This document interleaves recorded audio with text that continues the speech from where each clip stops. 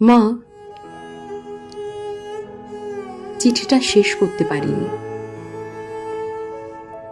কারণ তোমাকে বিদায় বলার ভাষা আমি কখনো শিখিনি। তুমি চলে যাওয়ার পর বুঝেছি ঘর মানে চারটে দেওয়াল না, ঘর মানে তোমার কাশির শব্দ, ভোরবেলার ডাকে নাম ধরে ওঠানো। মা,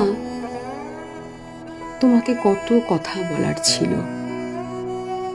বলতে চেয়েছিলাম তোমার সেই পুরনো শাড়িটা এখনো আলমারিতে গুছিয়ে রাখা আছে, গন্ধটা ফিকে হয়েছে কিন্তু মায়াটা যায়নি।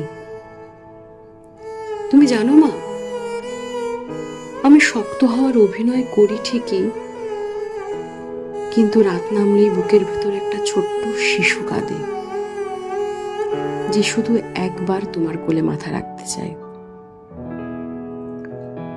চিঠিটা শেষ করব না মা, কারণ শেষ মানেই তো বিদায়,